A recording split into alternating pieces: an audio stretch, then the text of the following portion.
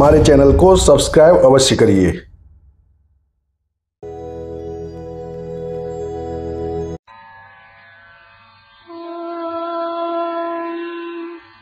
शुक्लांबरधरं विष्णुं शशिवर्णं चतुर्भुजं प्रसन्नवदनं ध्यायेत् सर्वविघ्नोपशान्तये। व्यासं वसिष्ठनप्तारं शक्तेः स्तोत्रमकल्मषम् पराशरात्मजं वन्दे शुकतातं तपोनिधिम्। व्यासाय विष्णुरूपाय व्यासरूपाय विष्णवे नमो वै ब्रह्मनिधये वासिष्ठाय नमो नमः। अविकाराय शुद्धाय नित्याय परमात्मने सदैकरूपरूपाय विष्णवे सर्वजिष्णवे यस्य स्मरणमात्रेण जन्म संसारबन्धनात् विमुच्यते नमस्तस्मै विष्णवे प्रभविष्णवे। ॐ नमो विष्णवे प्रभविष्णवे। श्रीवैशम्पायन उवाच श्रुत्वा धर्मानशेषेण पावनानि च सर्वशः युधिष्ठिरः शान्तनवम् पुनरेवाभ्यभाषत। युधिष्ठिर उवाच किमेकम् दैवतम् लोके किम् वाप्येकम् परायणम् स्तुवन्तः कङ्कमर्चन्तः प्राप्नुयुर्माणवा शुभम्। को धर्मः सर्वधर्माणाम् भवतः परमो मतः किम् जपन्मुच्यते जन्तुर्जन्म संसारबन्धनात्। श्रीभीष्म उवाच जगत्प्रभुम् देवदेवमनन्तम् पुरुषोत्तमम् स्तुवन्नाम सहस्रेण पुरुषस्तततोत्थितः तमेव चार्चयन् नित्यम् भक्त्या पुरुषमव्ययम् ध्यायम् स्तुवन् नमस्यम् च यजमानस्तमेव च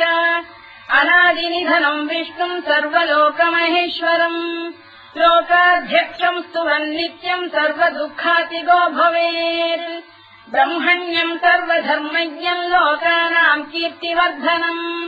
लोकनाथम् महद्भूतम् सर्वभूतभवोद्भवम् एष मे सर्वधर्माणाम् धर्मोऽधिकतमो मतः यद्भक्त्या पुण्डरीकाक्षम् स्तवैरर्चेन्नरः सदा परमम् यो महत्तेजः परमम् यो महत्तपः परमम् यो महद्ब्रह्म परमम् यः परायणम् पवित्राणाम् पवित्रम् यो मङ्गलानाम् च मङ्गलम् दैवतम् देवतानाम् च भूतानाम् यो व्ययक्रिया यतः सर्वाणि भूतानि भवन्त्यादियुगागमे यस्मिंश्च प्रलयम् यान्ति पुनरेव युगक्षये तस्य लोकप्रधानस्य जगन्नाथस्य भूपते विष्णोर्नाम सहस्रम् मे शृणु पापभयापहम् यानि नामानि गौणानि विख्यातानि महात्मनः ऋषिभिः परिगीतानि तानि वक्ष्यामि भूतये। ऋषिर्नाम्नाम् सहस्रस्य वेदव्यासो महामुनिः छन्दोऽनुष्टुप् तथा देवो भगवान् देवकीसुतः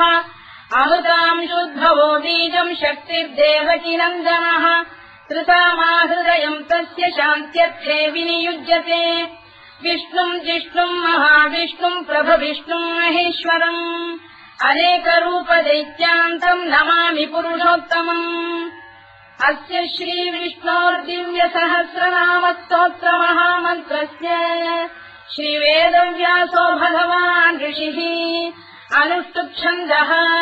श्रीमहाविष्णुः परमात्मा श्रीमन्नारायणो देवता अमृतांशोद्भवो भानुरिति बीजम् देवकी नन्दन श्रेष्ठेति शक्तिः उद्भवः क्षोभणो देव इति परमो मन्त्रः धर इत्यस्त्रम् रथाङ्गपाणिरक्षोभ्य इति नेत्रम् त्रिसामासामजः सामेति कवचम् आनन्दम् परब्रह्मेति योनिः ऋतुः सुदर्शनकाल इति दिग्बन्धः श्रीविश्वरूप इति ध्यानम् श्रीमहाविष्णुप्रीत्यर्थे सहस्रनाम जपे विनियोगः। ध्यानम् क्षीरोदङ्गप्रदेशे शुचिमणिविलसत्सैकते मौक्तिकानाम् मालासुप्तासनस्थस्फटिकमणिनिभैर्मौक्तिकैर्मण्डिताङ्गः शुभ्रैरभ्रैररभ्रैरुपरि विरचितैर्मुक्तपीयूषवर्षैः आनन्दीन पुनीयादरिनलिन गदा शङ्खपाणिर्मुकुन्दः भूः पादौ यस्य नाभिर्विहरसुरनिलश्चन्द्रसूर्यौ च नेत्रे कर्णावाशा शिरोद्यौर्मुखमपि दहनो यस्य वास्तेयमब्धिः अन्तस्थम् यस्य विश्वम् सुरनरखगो भोगि गन्धर्वदैत्यैः चित्रम् रम्यते तम् त्रिभुवन वपुषम् विष्णुमीशम् नमामि। ॐ नमो भगवते वासुदेवाय। शान्ताकारम् भुजगशयनम् पद्मनाभम् सुरेशम् विश्वाधारम् गगनसदृशम् मेघवर्णम् शुभाङ्गम् लक्ष्मीकान्तम् कमलनयनम् योगिधृध्यानगम्यम् वन्दे विष्णुम् भवभयहरम् सर्वलोकैकनाथम् मेघश्यामम् पीतकौशेयवासम् श्रीवत्साङ्कम् कौस्तुभोद्भासिताङ्गम् पुण्योपेतम् पुण्डरीकायताक्षम् विष्णुम् वन्दे सर्वलोकैकनाथम् नमः समस्तभूतानामादिभूताय भूभृते अनेकरूपरूपाय विष्णवे प्रभविष्णवे सशङ्खचक्रम् सकिरीटकुण्डलम् सपीतवस्त्रम् सरसीरुहेक्षणम् सहारवक्षस्थलशोभिकौस्तुभम् नमामि विष्णुम् शिरसा चतुर्भुजम् छायायाम् पारिजातस्य हेमसिंहासनोपरि आसीनमम्बुदश्याममायताक्षमलङ्कृतम् चन्द्राननम् चतुर्बाहुम् श्रीवत्साङ्कितवक्षसम्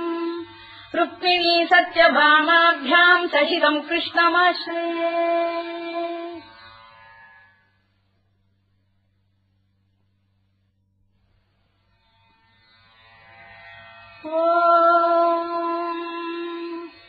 विश्वम् विष्णुर्वषत्कारो भूतभव्य भवत्प्रभुः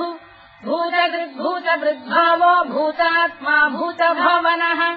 भूतात्मा परमात्मा च मुक्तानाम् परमागतिः अव्ययः पुरुषः साक्षी क्षेत्रज्ञोऽक्षर एव च योगो योगविदाम् नेता प्रधानपुरुषेश्वरः नारसिंहवपुः श्रीमान् केशवः पुरुषोत्तमः सर्वः शर्वः शिवस्थाणुर्भूतादिर्निधिरव्ययः सम्भवो भावनो भर्ता प्रभवः प्रभुरीश्वरः स्वयम्भूः शम्भुरादित्यः पुष्कराक्षो महास्वनः अनादिनिधनो धाता विधाता धातुरुत्तमः अप्रमेयो ऋषिकेशः पद्मनाभोऽमरप्रभुः विश्वकर्मा मनुस्पष्टास्थविष्ठस्थविरो ध्रुवः अग्राह्यः शाश्वतः कृष्णो लोहिताक्षप्रदर्दनः प्रभूतस्त्रिककुब्धाम पवित्रम् मङ्गलम् परम् ईशानप्राणदप्राणो ज्येष्ठः श्रेष्ठः प्रजापतिः हिरण्यगर्भो भूगर्भो माधवो मधुसूदनः ईश्वरो विक्रमी धन्वी मेधावी विक्रमक्रमः अनुत्तमो दुराधर्षः कृतज्ञः कृतिरात्मवान् सुरेशः शरणम् शर्म विश्वरेता प्रजाभवः अधः संवत्सरो व्यालप्रत्ययः सर्वदर्शनः अजः सर्वेश्वरः सिद्धः सिद्धिः सर्वादिरच्युतः वृषाकपिरमेयात्मा सर्वयोगविनिःसृतः वसुर्वसुमनः सत्यः समात्मा संविदः समः अमोघः पुण्डरीकाक्षो वृषकर्मा वृषाकृतिः रुद्रो बहुशिरा बभ्रुर्विश्वयोनिः श्रुतिश्रवाः अमृतः शाश्वतस्थाणुर्वरारोहो महातपाः सर्वगः सर्वविद्वानुर्विश्वरवित्कविः लोकाध्यक्षः सुराध्यक्षो धर्माध्यक्षः कृताकृतः चतुरात्मा चतुर्व्यूहश्चतुर्दंष्टः चतुर्भुजः भ्राजिष्णुर्भोजनम् भोक्ता सहिष्णुर्जगदादिजः अनभो विजयो जेता विश्वयोनिः पुनर्वसुः कुपेन्द्रो वामनः प्रांशुरमोघः शुचिरूर्जितः अतीन्द्रः सङ्ग्रहः सर्गो धृतात्मा नियमो यमः वेद्यो वैद्यः सदा योगी वीरः माधवो मधुः अतीन्द्रियो महामायो महोत्साहो महाबलः महाबुद्धिर्महावीर्यो महाशक्तिर्महाद्युतिः अनिर्देश्य वपुः श्रीमान् अमेयात्मा महाधृधृत् महेश्वासो महीभर्ता श्रीनिवासः सताङ्गतिः अनिरुद्धः सुरानन्दो गोविन्दो गोविदाम्पतिः मरीचिर्दमनो हंसः सुपर्णो भुजगोत्तमः हिरण्यनाभः सुतपाः पद्मनाभः प्रजापतिः अमृत्युः सर्वदृक्सिंहः सन्धाता सन्धिमान् स्थिरः अजो दुर्मर्षणः शास्ता विश्रुतात्मा सुरारिः गुरुर्गुरुतमो धाम सत्यः सत्यपराक्रमः निमिषो निमिषस्रग्वी वाचस्पतिरुदारधीः अग्रणी ब्राह्मणी श्रीमान् न्यायो नेता समीरणः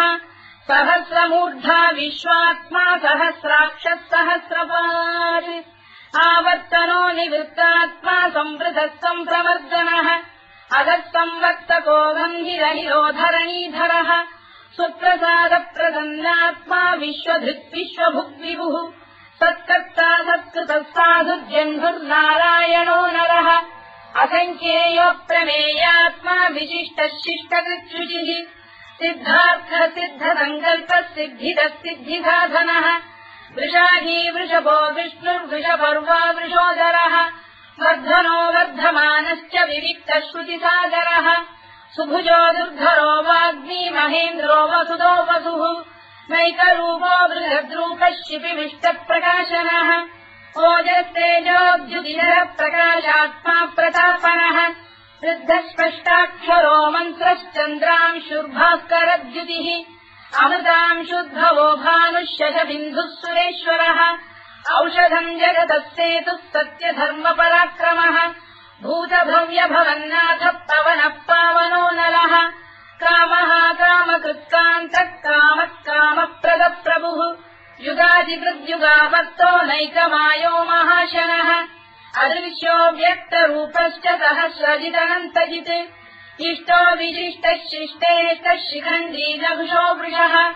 क्रोधः क्रोधकृत्कर्ता विश्वबाहुर्महीधरः अच्युतप्रतिथः प्राणदो वासवानुजः अपाम् निधिरधिष्ठानमप्रमत्तप्रतिष्ठितः स्कन्दः स्कन्दधरो धुर्यो वरदो वायुवाहनः वासुदेवो बृहद्भानुरादिदेवः पुरन्दरः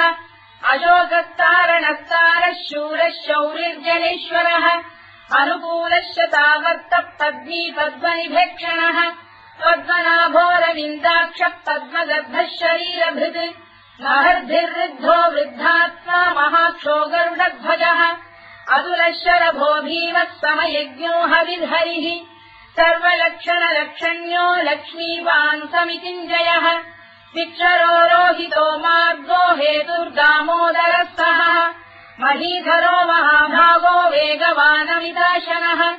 उद्भवः क्षोभणो देवः श्रीगर्भः परमेश्वरः करणम् कारणम् कर्ता विकर्ता गहनो गुहः व्यवसायो व्यवस्थानः संस्थानस्थानदो ध्रुवः परधिः परमस्पष्टः तुष्टः पुष्टः शुभेक्षणः रामो विरामो विरतो मार्गो नेयो नयोनयः वीरः शक्तिमताम् श्रेष्ठो धर्मो धर्मविदुत्तमः वैकुण्ठः पुरुष प्राणदः प्रणवपृतुः हिरण्यगर्भः शत्रुघ्नो व्याप्तो वायुरधोक्षजः ऋतुः सुदर्शनकालः परमेष्ठी परिग्रहः उग्रः संवत्सरो दक्षो विश्रामो विश्वदक्षिणः विस्तारस्थावरस्थाणुः प्रमाणम् बीजमव्ययम् अर्थोऽनर्थो महाकोशो महाभोगो महाधनः अनिर्विण्णस्थविष्ठो भूर्धर्मयूपो महामखः नक्षत्रनेमिर्नक्षत्री क्षमः क्षामः समीहनः यज्ञयुज्यो महेज्यश्च क्रतुः सत्रम् सदाङ्गतिः सर्वदर्शी विमुक्तात्मा सर्वज्ञोद्यानमुत्तमम् सुव्रतः सुमुखः सूक्ष्मः सुघोषः सुखरः सुहृत् मनोहरोजितक्रोधो वीरबाहुर्विदारणः स्वापनः स्ववशो व्यापी नैकात्मानैककर्मकृत् वत्सरो वत्सलो वत्सी रत्नगर्भोधनेश्वरः धर्मकृद्धर्मकृद्धर्मी सदसक्षरमक्षरम् अविज्ञाता सहस्रांशुर्विधाता कृतलक्षणः गभस्तिरे विस्तप्तस्तः सिंहो भूतमहेश्वरः आदिदेवो महादेवो देवेशो देवभृद्गुरुः उत्तरो गोपतिर्गोप्ता ज्ञानः सोमपो मृतपः सोमः पुरुजिः पुरुषत्तमः विनयो जयः सत्यसन्धो दाशार्हः सात्वताम् पतिः जीवो विनयिता साक्षी मुकुन्दोमित विक्रमः अम्भोनिधिरनन्तात्मा महोदधिशयोऽन्तकः अजो महार्घस्वाभाव्यो जिता मित्रप्रमोदनः आनन्दो नन्दनो नन्दः सत्यधर्मा त्रिविक्रमः महर्षिकपिलाचार्य कृतज्ञो मेदिनीपतिः त्रिदशाध्यक्षो महाशृङ्गकृतान्तकृत् महावराहो गोविन्दः सुषेणः कनकाङ्गनी गुह्यो गभीरो गहनो गुप्तश्चक्रगदाधरः मेधास्वाङ्गोजितः कृष्णो दृढः सङ्कर्षणोच्युतः वरुणो वारुणो वृक्षः पुष्कराक्षो महामनाः भगवान् बलहानन्दी वनमाली हलायुधः आदित्यो ज्योतिरादित्यः सहिष्णुर्गतिसत्तमः सुधन्वाखण्ड परशुद्धारुणोद्रविणप्रदः दिवस्कृत् सर्वदृत्यासो वाचस्पतिरयो निजः कृतामासामगस्साम निर्वाणम् भेषजम् भिषज सन्न्यासवृक्षमः शान्तो निष्ठा शान्तिपरायणम् शुभाङ्गः शान्तिदर्शष्टा कुमुदः कुवलेशयः गोहितो गोपदैर्गोप्ता वृषभाक्षो वृषप्रियः अनिवर्ती निवृत्तात्मा संक्षेप्ता क्षेमकृत् शिवः श्रीवत्सवक्षा श्रीवासः श्रीपतिः श्रीमताम्बरः श्रीधर श्रीधर श्रीनिवासः श्रीनिधिः श्रीविभावनः श्रीधर श्रीकर श्रेयः श्रीमान् लोकत्रयाश्रयः स्वक्षस्वङ्गः शतानन्दो नन्दिर्ज्योतिर्गणेश्वरः विदितात्मा विधेयात्मा सत्कीर्तिच्छिन्न संशयः उदीर्णः सर्वतश्चक्षुरनीशः शाश्वतस्थिरः भूषयो भूषणो भूतिर्विशोकः शोकनाशनः अर्चिष्मानर्चितः कुम्भो विशुद्धात्मा विशोधनः अनिरुद्धो प्रतिरथ प्रद्युम्नोमितविक्रमः कालनेमिनिहा वीरः शौरिः शूरजनेश्वरः त्रिलोकात्मा त्रिलोकेशः केशवः केशिहा हरिः कामदेवः कामपालः कामी कान्तकृतागमः अनिर्देश्यवपुर्विष्णुर्वीरोऽनन्तो धनञ्जयः ब्रह्मण्यो ब्रह्मकृद्ब्रह्मा ब्रह्म ब्रह्मविवर्धनः ब्रह्मविद्ब्राह्मणो ब्रह्मी ब्रह्मज्ञो ब्राह्मणप्रियः महाक्रमो महाकर्मा महातेजा महोरगः महाक्रतुर्महायज्वा महायज्ञो महाहविः स्तव्यस्तव प्रियस्तोत्रम् स्तुतिस्तोतारणप्रियः पूर्णः पूरयिता पुण्यः पुण्यकीर्तिरनामयः मनोजवस्तीर्थकरो वसुरेता वसुप्रदः वसुप्रदो वासुदेवो वसुर्वसुमनाहविः सद्गतिः सत्कृतिः सत्ता सद्भूतिः सत्परायणः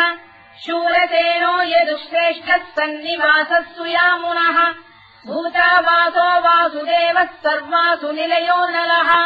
दत्तः दत्पदो दृप्तो दुर्धरोऽथा पराजितः विश्वमूर्तिर्महामूर्तिर्दीप्तमूर्तिरमूर्तिमान् अनेकमूर्तिरव्यक्तः शतमूर्तिः शताननः एकोनैकस्तवक्तः किम् यत्तत्पदमनुत्तमम् लोकबन्धुर्लोकनाथो माधवो भक्तवत्सलः सुवर्णवर्णो हेमाङ्गो वराङ्गश्चन्दनाङ्गदी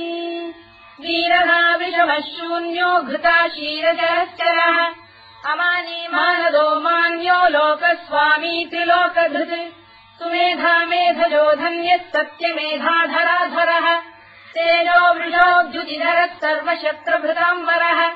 प्रग्रहो निग्रहो व्यग्रो नैकशृङ्गो गदाग्रजः चतुर्मूर्तिश्चतुर्बाहुश्चतुर्व्यूहश्चतुर्गतिः चतुरात्मा चतुर्भावश्चतुर्वेदविदेकपात् समावर्तो निवृत्तात्मा दुर्जयो दुरतिक्रमः दुर्लभो दुर्गमो दुर्गो दुरावासो दुरारिः शुभाङ्गो लोकतारङ्गः सुतन्तुस्तन्तु वर्धनः इन्द्रकर्मा महाकर्मा कृतकर्मा कृतागमः उद्भवः सुन्दरः सुन्दो रक्तनाभः सुलोचनः अल्पो वाजधनः शृङ्गी जयन्तः सर्वविद्ययी सुवर्णबिन्दुरक्षोभ्यः सर्ववागीश्वरेश्वरः महाह्रदो महागर्तो महाभूतो महानिधिः कुमुदकुन्दरकुन्दः पर्जन्यः पावनो निलः अमृताशोऽमृतवपुः सर्वज्ञः सर्वतोमुखः सुलभः सुव्रतः सिद्धः शत्रुजिच्छत्रुतापनः व्यग्रोधोदुम्बरोश्चक्षाणूरान्ध्रैषूदनः सहस्रार्चित् सप्तजिह्वः सप्तैधाः सप्तवाहनः अमूर्तिरनघोचिन्त्यो भयगृद्भयनाशनः अणुबृहत्कृशस्थूलो गुणधृन्निर्गुणो महान् अधृतस्वधृतस्वास्य प्राग्वंशो वंशवर्धनः भारभृत्कथितो योगी योगीशः सर्वकामदः आश्रमश्रवणः क्षामः सुपर्णो वायुवाहनः धनुर्धरो धनुर्वेदो दण्डो दमयिता दमः अपराजितः सर्वतहो नियन्ता नियमो यमः सत्त्ववान् सात्विकः सत्यः सत्यधर्मपरायणः अभिप्रायप्रियार्होः प्रियकृत्प्रीतिवर्धनः विधायकगतिर्ज्योतिः सुरुचित्कुतभुक्विभुः रविर्विरोचनः सूर्यः कवितारनिलोचनः अनन्तो हुतबुद्भोक्ता सुखदो नैकजोऽग्रजः अनिर्विण्णस्तदामर्षी लोकाधिष्ठानमद्भुतः सनातनतमः कपिलः कपिरव्ययः स्वस्तिदः स्वस्तिकृत् स्वस्ति स्वस्तिभुक् स्वस्ति दक्षिणः अरोग्रः कुण्डलीचक्री विक्रम्यूर्जितशासनः शब्दातिकः शब्दसः शिशिरः शर्वरीकरः अक्रूरप्रेशलो दक्षो दक्षिणः क्षमिणाम्बरः विद्वत्तमो वीतभयः पुण्यश्रवणकीर्तनः उत्तारणो दुष्कृतिः पुण्यो दुःस्वप्ननाशनः वीरः रक्षणः सन्तो जीवनः पर्यवस्थितः अनन्तरूपोऽनन्तश्रीर्जितमन्युर्भयापहः चतुरश्रो गभीरात्मा विदिशो व्यादिशो दिशः अनादिर्भूर्भुवो लक्ष्मी सुवीरो रुचिराङ्गदः जननो जनजन्मादिर्भीमो भीमपराक्रमः आधारनिलयो धाता पुष्पहास प्रजागरः ऊर्ध्वरः सत्त्वथाचार प्राणः प्रणवप्रणः प्रमाणम् प्राणनिलय प्राणभृत्प्राणजीवनः तत्त्वम् तत्त्वविदेकात्मा जन्ममुत्युजरातिगः भूर्भुवः स्वस्तरुस्तारः सविता प्रपितामहः यज्ञो यज्ञपतिर्यज्वा यज्ञाङ्गो यज्ञवाहनः यज्ञभृद्यज्ञकृद्यज्ञी यज्ञभुक्यज्ञसाधनः यज्ञान्तकृद्यज्ञगुह्यमन्नमन्नाद एव च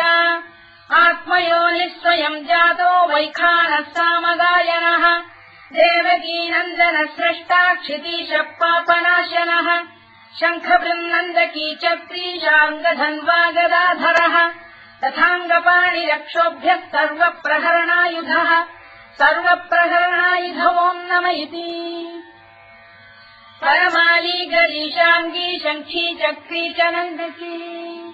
श्रीमान्नारायणो विष्णुर्वासुदेवोऽभिरक्षतु वनमाली गरीशाङ्गी शङ्खी चक्री च नन्दकी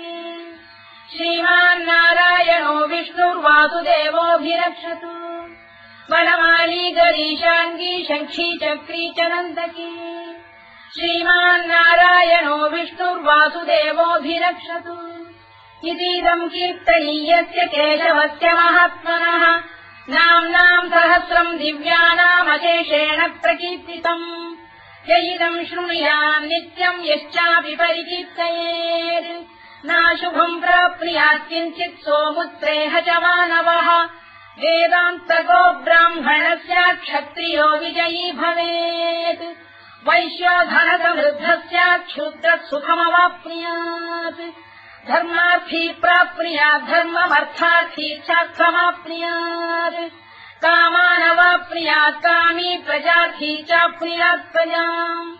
भक्तिमान् यः सदोत्थाय शुचिस्तद्गतमानसः सहस्रम् वासुदेवस्य नाम्नामेतत्र कीर्तयेत् यश प्राप्नोति विपुलम् याति प्राधान्यमेव च अजलाम् श्रियमाप्नोति श्रेयः प्राप्नोत्यनुत्तमम्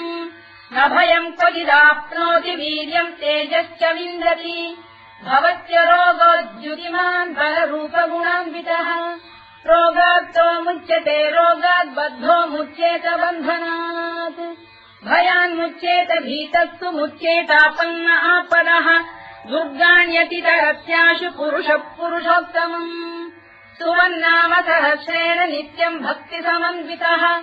वासुदेवाश्रयो मर्त्यो वासुदेवपरायणः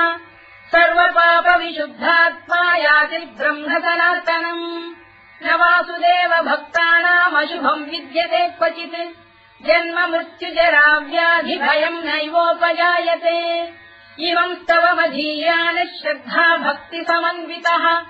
युज्येतात्मसुखक्षान्ति श्रीधृति स्मृतिकीर्तिभिः न क्रोधो न च मात्सर्यम् न लोभो न शुभामतिः भवन्ति कृतपुण्यानाम् भक्तानाम् पुरुषोत्तमे द्यौस्तचन्द्रार्कनक्षत्राखम् दिशो भूर्महोदभिः वासुदेवस्य वीर्येण विधृतानि महात्मनः ससुरासुरगन्धर्वम् स यक्षोरगराक्षसम् जगत्वशे वत्ततेदम् कृष्णस्य सचराचरम् इन्द्रियाणि मनो बुद्धिः सत्त्वम् तेजो बलम् धृतिः वासुदेवात्मकान्याहुः क्षेत्रम् क्षेत्रज्ञ एव च सर्वागमानामाचार प्रथमम् परिकल्पते आचार प्रभवो धर्मो धर्मस्य प्रभुरच्युतः ऋषयपितरो देवा महाभूतानि धातवः जङ्गमाजङ्गमम् चेदम् जगन्नारायणोद्भवम् योगो ज्ञानम् तथा साङ्ख्यम् विद्या शिल्पादिकर्म च वेदाः शास्त्राणि विज्ञानमेतत् सर्वम् जनार्दनात् एको विष्णुर्महद्भूतम् पृथग्भूतान्यनेकशः त्रीलोकान् व्याप्य भूतात्मा भुङ्क्ते विश्वभुवव्ययः इमम् स्तवम् भगवतो विष्णो व्यासेन कीर्तितम् पठेद्य इच्छेत् पुरुषः श्रेयत् प्राप्तुम् सुखानि च विश्वेश्वरमजम् देवम् जगतः प्रभुमव्ययम् भजन्ति ये पुष्कराक्षम् न ते यान्ति पराभवम् न ते यान्ति पराभवम् ओन्नमयिति अर्जुनोवाच पद्मपत्रविशालाक्ष पद्मनाभसुरोत्तम भक्तानामनुरक्तानाम् त्राता भव जनार्दन श्रीभगवानुवाच यो माम् नाम सहस्रेण स्तोतुमिच्छति पाण्डव सोऽहमेकेन श्लोकेन स्तुत एव न संशयः स्तुत एव न संशयोऽन्नम इति व्यासोवाच वासनाद्वासुदेवस्य वासितम् भुवनत्रयम् सर्वभूतनिवासोऽसि वासुदेव नमोऽस्तु ते वासुदेव नमोऽस्तु ते ओन्नम इति पार्वत्युवाच केनोपायेन लघुना विष्णोर्नाम सहस्रकम् पठ्यते पण्डितैर्नित्यम् श्रोतुमिच्छाम्यहम् प्रभो ईश्वरोवाच श्रीराम राम रामेति रमे रामे मनोरमे सहस्रनाम तत्तुल्यम् राम नाम वरानने श्रीराम राम रामेति रमे रामे मनोरमे सहस्रनाम तत्तुल्यम् राम नाम वरानने श्रीराम राम रामेति रमे रामे मनोरमे सहस्रनाम तत्तुल्यम् राम नाम वरानने राम नाम वराननमोन्नम इति ब्रह्मोवाच नमोऽस्त्वनन्ताय सहस्रमूर्तये सहस्रपादाक्षि शिरोरुबाहवे सहस्रनाम्ने पुरुषाय शाश्वते सहस्रकोटियुगधारिणे नमः सहस्रकोटियुगधारिणे नमोऽन्नम इति सञ्जय उवाच यत्र योगेश्वर कृष्णो यत्र पार्थो धनुर्धरः तत्र श्रीविजयो भूतिर्ध्रुवानीतिर्मतिर्मम श्रीभगवानुवाच अनन्याश्चिन्तयन्तो मां ये जनाः पर्युपासते तेषाम् नित्याभियुक्तानां योगक्षेमम् वहाम्यहम् परित्राणाय साधूनां विनाशाय च दुष्कृताम् धर्म संस्थापनार्थाय सम्भवामि युगे युगे आर्ता विषण्णाः शिथिलाश्च भीता घोरेषु च व्याधिषु वर्तमानाः संकीर्त्य नारायण शब्दमात्रम् विमुक्तदुःखाः सुखिनो भवन्तु कायेन वाचा मनसेन्द्रियैर्वा बुद्ध्यात्मना वा प्रकृते स्वभावात् करोमि यद्यत् सकलम् परस्मै नारायणायेति समर्पयामि।